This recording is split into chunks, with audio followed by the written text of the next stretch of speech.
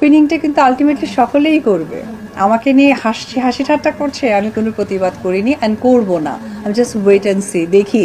আমার বিশ্বাস যে একজন সেলিব্রিটি যখন যাবে, আপনাদেরকে আমন্ত্রণ না চালালেও আপনাদের দায়িত্ব জায়গা থেকে যাবে। অপু বিশ্বাসের সময় একটা নেগেটিভিটি রিভিউ দিত ফেসবুক বা সোশ্যাল মিডিয়াতে। আসলে যখন আমি আমার ব্যক্তি জায়গার একটা টানপড়ন যাচ্ছিল, তখন আমি আসলে অনেক বেশি ওপেনিং করেছি।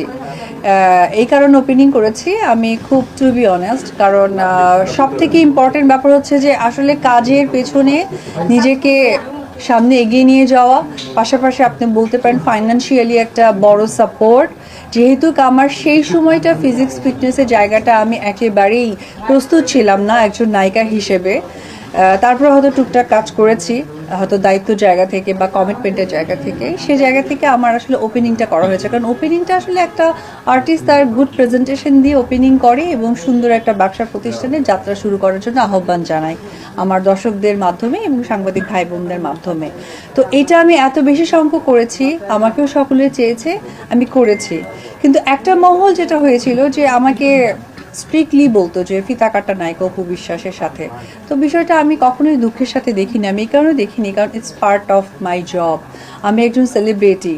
আমি যখন একটা জায়গায় যাব, এই যে আজকে আপনারা ভাইরা যারা এসেছেন, আমার বিশ্বাস যে একজন সেলিব্রিটি যখন যাবে, আপনাদেরকে আমন্ত্রণ না চালালেও আপনাদের দায়িত্ব জায়গা থেকে যাবেন। কারণ আপনাদের অফিসিয়ালি এক ধরনের টার্মস থাকে যে একজন সেলিব্রিটি যাচ্ছে, তার মনের ভাব প্রকাশ করার নিয়ে আসেন। কিন্তু একজন সামান পিপল, যদি নর্মাল কেউ একজন যদি যায়, তখন কিন্তু আপনাদেরকে ইনভাইট করলে তখন বেশ কিছু বাইন্ডিংসের মাধ্যমে আপনাদের যেতে হয়।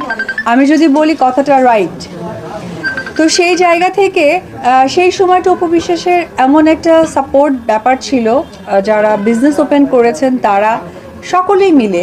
তো আমার সংখ্যাটা বেড়ে গিয়েছিল। তো একটা মহল আমাকে বলেছিল, তা আমি এটা কখনোই কষ্ট নিইনি। কেন নিইনি? কারণ আমি জানি ইন ফিউচার যারা অপু বিশ্বাসের মতো এত সিনেমায় অভিনয় না করে, এত ব্যস্ত সময় না পার করেও কিন্তু তারা ওপেনিং করছে বা ফিতা কাটছে।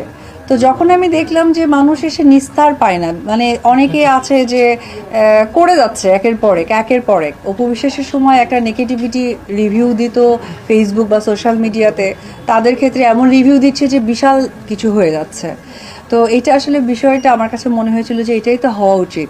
একজন শিল্পী, আপনি খেয়াল করে দেখবেন যে আমরা যখন একটা শুটিং করি, যখন একদম মানে শুটিংটা করার মাধ্যমে আমরা কিন্তু একটা ইমোশন ক্রিয়েট করি। সেটা হতে পারে প্রেম, হতে পারে মেসেজ।